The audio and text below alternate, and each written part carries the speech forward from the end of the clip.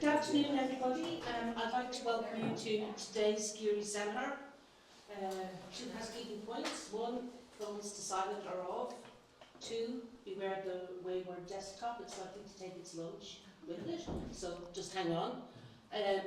Thirdly, I'm delighted, actually, just before we introduce our speaker today, to announce that Geary is running its BICS funding scheme, again for the next academic year. You'll see information about it in the director's newsletter, which went around today, and you're all very welcome to apply, and I'd urge you all to please apply, and we have an increased pot of money for next year. So I'm delighted that today's seminar speaker, Dr. Eylem Kanol, who's here from WZB in Berlin, is actually a guest BICS recipient. He's the guest of Dr. Sarah Carroll, and we're delighted to welcome him here to the Geary Institute and to Dublin on his BICS visit. So, without further ado, he's going to talk about cultural roots of negative outgroup attitudes, visiting the issue of antisemitism, and it's also joint work that he has done with Max Chap. So without further ado, Eylem, thank you. Thank you very much for the introduction and also for the invitation, and very happy to be here to present my ongoing work. So as my just a new update, I started a month ago a new job at the Free University of Berlin. So I'm still a guest researcher at the WZB Berlin Social Science Center. So where also Max Schaub is also a guest researcher. So that's where we kind of connect. And he's a junior professor at the University of Hamburg. And it's just want to start you off with a little anecdote, and because I had a little bit of delay to come here because I was detained in France, in Paris yesterday at the airport, because something that my passport was supposedly fake. Because how can it be that a brown guy he's with this weird name is traveling from Paris to Ireland? So they flagged it, and apparently this is not only me. So I found already 2 people that this has happened to. So if you're dark-skinned and have to change your flight last minute, and you're flying to Ireland or London or UK, so be aware that they might think your passport is fake. So, and it was the kind of the irony, because I was discussing with the guy and also the police, telling them, I'm coming to Ireland to give a talk about prejudice and discrimination, and you were detaining me here. So that's a bit. So this is just to also show us that how these topics are also kind of important and in our day-to-day lives. And considering this topic, it has also a little bit of like a backstory. So the bigger picture, the bigger question that we ask is about why do individuals hold negative attitudes towards perceived outgroups. So this is kind of like the motivating, larger kind of research question. And our main argument is that so antisemitism and other negative outgroup attitudes are rooted in what we call cultural scripts. So some of you may have heard this if you're familiar with cultural sociology, and also in other fields. This is quite known. So but these are of course alongside other factors such as material or symbolic threats and competition, which I will also walk you through in a later. And so investigating the case of the reactivation of antisemitism in Germany during the pandemic, we kind of demonstrate the applicability of this argument while also ruling out competing arguments. And our theoretical arguments and also the methods can be applied to other negative outgroup attitudes to study them, such as anti-black attitudes in the US or anti-Muslim attitudes in Europe. And so the plan for this presentation, so I will first talk about, in the paper, it's a bit structured differently, but I will first show you the reactivation of the anti-Semitic attitudes during the COVID-19 pandemic, then how we derive these cultural scripts from texts of modern and traditional anti-Semitism, and we will also show you kind of I'll try to show you how these kind of cultural scripts are also actually not only in texts and embedded in culture, but also in the minds of Christian believers. And so the research question is that did the COVID-19 pandemic lead to a rise in anti-Semitism? And this was also a pre-registered research question before we went into the field with the survey in April 2020. So we've been working on this quite a while now on this paper. And yeah, and it was also interesting because the intuition, so I come from North Cyprus, which is a Muslim cultural background. I'm not a practicing Muslim, but still I grew up in this context. Whereas my co-author, Max Schaupi, grew up in Germany, so in a Christian context. And when the pandemic started, we were thinking about what to do with this survey that we had some funding with, and he said like, you know what, like we should think about anti-Semitism. I'm like, oh, what does that got to do with with the disease? So it's interesting that for me, that as a kind of somebody who grew up in a Christian society, he kind of first had this intuition, and so we start looking at it from a historical perspective, and first of all thinking about these anti-Semitic pogroms in the wake of the Black Death in Europe in the medieval times. So we were thinking, okay, was it possible that this kind of that we can observe something similar in the contemporary society? And so we used the repeated cross-sectional surveys, representative of the German population. There were 23 waves between May 2020 and February 21, and we have over 17,000 respondents, so I would say the data is quite good. And in the independent variable, so we have used a dummy variable if an individual was infected with COVID-19. Bear in mind, this was in the beginning of the phase, so 2020, 2021, so it wasn't like today that everybody already has an infection, almost everybody I know at least. So this was the early phases of the pandemic, so we had a good variation. And we also look at the local incidence rate. So if a county was impacted by a high number of incidents of COVID cases. And then as a dependent variable, we use different measures of cognitive and affective antisemitism. And we use an OLS estimation with a large number of controls, which we all were able to implement in this large survey. And we use different specifications as well, time and zip code fixed effects. We use propensity score matching, entropy balancing, county level panel analysis, including a staggered diff. So just to make sure that these findings that we have are quite robust. And so did the COVID-19 pandemic lead to a rise in anti-Semitism? The answer is yes. So what you can see here are the regression tables in the models 1 and 4. These include the individual and context level controls. The models, the second and fifth models use the entropy balancing, and the third and sixth are the zip codes. So across all models, we see an effect in the overall sample, but particularly stronger effects among Christian believers. And we also, if we break it down, that we see that it was most strongly and particularly only among Christian believers. So you can see here the denominations: Catholics, Protestants, Orthodox. Okay, we don't have so many in Germany, so many Orthodox, so the confidence intervals are large, but probably if they were fewer, then we could have a more precise estimation, but we can see that the effects are positive, whereas among Muslims and non-religious, we did not observe any effects. And this same pattern we see also on the municipality level. So if the county share of the Christians, you can see here with the dark on the background, that as this increases, that also that we get the more the share increases, the more stronger the effect gets, the incidence rates. So we were puzzled by this. So why do we observe this, and like how could we explain this link from the exposure to the pandemic to these negative attitudes among towards Jews, and particularly among Christian believers in Germany?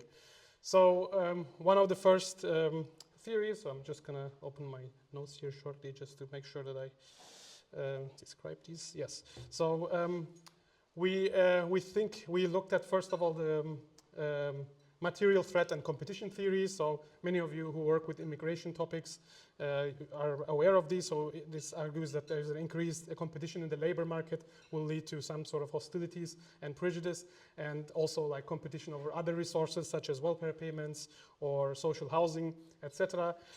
But we argue that this argument is not relevant for our case, because actually the Jewish population is declining in Germany, and it's also very small. And we also, when we look at different kind of effects of such as furlough during the pandemic, or people losing their jobs, we do not see these effects conditional on the denomination. So this is not a helpful explanation for us. Similarly, the symbolic threat and identity theory. So this is a bit closer to our argument, but still, nevertheless, as similar to the previous one, the Jewish population is declining. And if this was a threat to, particularly to identity, then we would also expect to see these effects towards other groups, not just Jewish people, so which we do not observe. So we do not see the similar effects among Christians also towards Muslims or refugees. And I can show you these in the appendix, but maybe later for the discussion or the Q&A. So, and also one new theory kind of that came up during the pandemic that was gaining prominence was this behavioral immune system theory. And according to this theory, individuals don't only have some sort of physiological immune system, but they also have a psychological kind of behavioral immune system where they subconsciously kind of avoid individuals that they perceive to be different from them. So there were some findings across this in some research that came up during this time. But again, we argue that this does not apply to our case. First of all, again, we did not see that this generalized to different groups. And also in Europe, at least, the Jewish individuals tend to be similar quite to the Europeans in terms of, they're mostly white. And and finally, we have the place-based legacies. So perhaps some of you have heard about these theories, mostly coming from the US, but also some study has been done in Germany, so that racist attitudes are more widespread, so for instance, in areas that of the US South, where slavery was more common. So this kind of like these persisting attitudes over time in similar regions. And the argument here is that these kind of attitudes exist, but the argument there is that these the cause has actually ceased to happen, and it because like slavery or in the other studies that were like the NSDAP vote, for example, predicting AfD share, these events have kind of have ceased to exist, but their kind of effects are transmitted to the present. So it's a bit different than our case. And we also look at these kind of NSDAP vote share, for example, strongholds, if this applies to explain, and we do not see this. So so this is why we kind of argue that in this case, at least, how we can explain our findings is that we draw on these so-called cultural scripts. So we define them as a network of interrelated meanings that exist in texts, but also in discourses and also in the minds of individuals. And here, culture is understood as a fabric of meaning in terms of which human beings kind of interpret their experiences, but also guide their actions and their behavior. And several different kind of cultural scripts can also coexist in parallel at the same time. So our argument is that, what I will show you, that there is this kind of traditional antisemitism and the script of traditional and the script of modern antisemitism. And this kind of this like mechanism, how we link the cultural script to outgroup attitudes, is that once one kind of aspect, one dominant aspect of a cultural script is activated, then we show that this kind of tends to activate the whole network of these interconnected meanings, including that kind of negative stereotypes can also be activated, made salient once some other aspects are activated. So what do we, when we talk about this kind of cultural antisemitism, as I said, my colleague, going back to the medieval times, he was thinking about these pogroms in Europe during the plague. But there are also other, of course, in Christian history, other aspects. So, for instance, there's already the portrayal of the Jews in the New Testament. There are the Gospels, and particularly the Passion story, where Jews are accused of deicide. And we also have the Good Friday service, which has been changed recently, but not so recently, where Jews are also represented as untrustworthy. There were the Crusades, the first Crusades, where also there were pogroms against the Jews. Then we have the blood libel. So there's a lot of examples, and kind of the plague is the best kind of the major, kind of the main example of this, kind of where the Jews were held responsible for the spread of the disease and also for accused of poisoning wells. And yeah, so in these cultural scripts, kind of Jews are constructed as originators of diseases and the killers of Christ, kind of. And moving to more modern times, we have a kind of arguably more potent kind of form of, in the contemporary times, more potent type of antisemitism. And here we see that this kind of portrayal of Jews moved from being a religious group to a more racial group as a distinct race. And we had in these times also, the ideas of social Darwinism, eugenics, and there was the rise of aggressive nationalism, which kind of defined the nations by othering Jews, particularly also in Germany. And there were also widespread these Jewish world conspiracies. Some of you may know this protocols of the Elders of Zion. And interestingly, also Jews were kind of held for responsible or accused of kind of both for creating, kind of spreading capitalism, on the other hand, also liberalism and communism. So it's kind of like all these conspiracies surrounding these. And in this cultural script, we argue that this kind of anti-Semitism, the modern anti-Semitism version, that Judaism is kind of linked to these pseudo-scientific notions of racial hierarchy, socialism, and world conspiracy, but not to this distinctly to this kind of murderers of Jesus or originators of diseases. And yeah, so just to kind of visualize this argument, you can see some of the concepts that we kind of summarize here in the traditional antisemitism and modern antisemitism, and show that like once this pandemic kind of triggered these ideas of the plague, and then this activated this kind of form of traditional antisemitism. And so to demonstrate that these actually exist, so we just didn't come up with this, can we actually identify these in texts of modern and traditional antisemitism? So to do this, we applied automatic text analysis to corpus of antisemitic writings.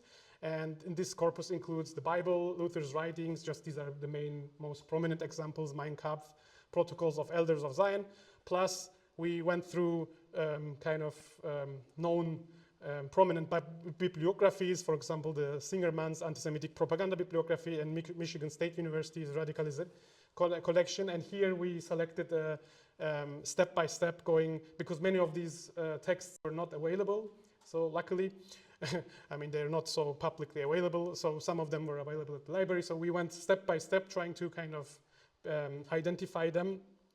And we were able to identify 172 texts, which we then use this word embeddings approach, where to identify word embeddings of the word Jew or Jewish, and using this so-called GLOVE algorithm and the UMAP for visualizing these findings.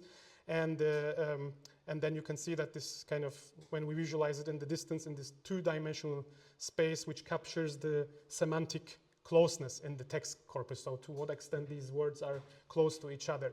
And as you can see, there's like these distinct clusters. So these are selected clusters, and they're the embeddings for the terms Jew and Jewish in the corpus of anti-Semitic texts. And we can see that here there is already this kind of the image I showed you before, that you have murder, blood libels, poison, diseases, plague in one cluster, and race, communism, capitalism, and world. So this already gives us an idea that in these texts, these kind of clusters are existing. But can we also show you that these actually exist in the minds of individuals? So to try to trace this, so this also was like, this was the kind of like the added on a little bit later. So we had a first round of, we submitted this before this study, the third study, to be kind of also transparent here. And it was a kind of long round of revisions, and the reviewers were not convinced that these text corpuses that we showed, that actually that individuals know about this, because they are saying, okay, these are some old texts. How do we know that Christians actually know of these texts, and how do we know that people are actually, that this can be actually activated in individuals? So then we collected, this was last year, so we collected another round of survey. So this was the new kind of, a new survey with 2,000 observations representative of the German population. And here we also oversampled the Christians to be able to show that, because those were the primary kind of focus of our study. And we had 3 measures of interest here. So first of all, we did these so-called knowledge tests. So we, all this information I gave you before about the kind of the plague. So who was responsible for the plague? What are blood libels? What did Judas, or what was Judah responsible for? So we kind of asked these knowledge questions, and then we show that kind of that Christian believers actually significantly answer these questions more correctly than non-Christians and non-believers. So the Christians in Germany actually know about these tropes and these themes. And then we also conducted a priming experiment, so where we primed individuals. I can show you the images later, so there were in the abstract, in the appendix, if you're interested. But so we also kind of try to, using this priming experiment, activate this one dimension of this kind of network to see if this leads then to people to be more worried about pandemics. And this we also found some, although marginally, but still marginally significant effects. And finally, we use the concept association task. So this is the final part of the empirics, and so bear with me. And so can we observe closer connections between the elements making up the cultural script of traditional antisemitism and Judaism in the minds of Christians versus non-Christians?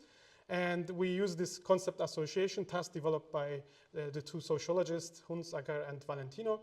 And we show that these kind of combinations of concepts, we show respondents' combination of concepts from Judaism plus from traditional, modern and traditional antisemitism. So these words that I showed you already that both emerge in the text corpus and also in our theoretical framework.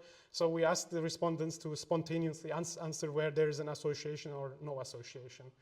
And then we try to get a picture of a network of these concepts as present in the respondents' minds. So these concepts are Judaism, that's what is relevant, is particularly relevant, but we also include other religion group to not make it so obvious that we are studying kind of Judaism. So there was Islam, Muslims, Christianity, Christians, and then we included a range of words: blood, poison, disease, pestilence, well, the death of Jesus and betrayal, and then also the other like race, money, world domination, capitalism, communism, Zionism. So just to kind of show you that these are these are there, kind of. And then, so this is how this kind of concept association task looks like. And as you can see here, so it's in German, I'm sorry, but like I can just walk you through it. So there's like disease and Jews. So do you think that these two are connected or not? And you had like individuals were asked to respond as quickly as possible, and they had to like click yes or no, and then they would get all these associations. So some of them are also there could be also the combination of disease and let's say race. So it wasn't just, so they got all the combinations, and then so this is kind of what emerges, and what we can see here is the concept association networks among Christians. So this is also just a random sample, so I didn't just select the best ones looking for you. But so what we can see in the first picture here is that the Christian concept association networks tend to be denser than those of non-Christians. We'll see them in a next slide. And there are overall more connections. There also seems to be a higher number of nodes originating from Judaism. And there's also that these concepts related to traditional antisemitism tend to be also more closely linked to Judaism in these ones. And so Judaism clearly plays a more central role in these concept association networks.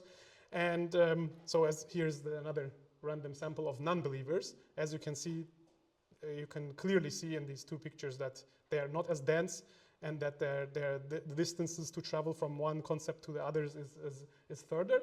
But this is just like illustrative, and we do this also with a range of network analysis. So you can see here that if Judaism, would Judaism be more central in the concept association networks of Christians? So here in this regression model, we see a range of centrality measures, and we see that that among Christian believers, okay, we don't know why this closeness did not work, it's not significant, but the rest is significantly higher among Christian believers. That is that Judaism is more central in these networks, and also there is that the connections are also closer. So this is the network distance, so the shortest kind of path between two nodes. And so between the concept of Judaism and these concepts that are relating to the cultural scripts. And here we see significantly that the paths are among Christian believers are significantly shorter than among than the modern ones. So we can see that these kind of paths are that the distance needed to travel from Judaism to these other kind of, to these, what for our research particularly important ones, that the traditional scripts is closer. So yeah, just to sum up and summarize the findings. So we developed this kind of a theory for the prevalence of negative outgroups, stereotypes, and their rootedness in what we call these cultural scripts, and we use a range of empirics and different methods to show you that there is a robust relationship between affectedness by the COVID pandemic and the reactivation of these attitudes among Christian believers. And by using also a range of non-experimental but also experimental methods, we kind of rule out these alternative explanations that I discussed in the beginning and show that kind of this rise in the negative attitudes during the pandemic was caused by a triggering of this kind of cultural script of traditional antisemitism. And yeah, and we believe that this theory can be, and also the methods can be applied, particularly the concept association task, so which I'm also kind of trying in the process of developing a version of this to study anti-Muslim stereotypes in Germany. Yeah, or also anti-Ziganism, Islamophobia in Europe can be applied. Yeah, thank you for your attention. Looking forward to your questions and comments.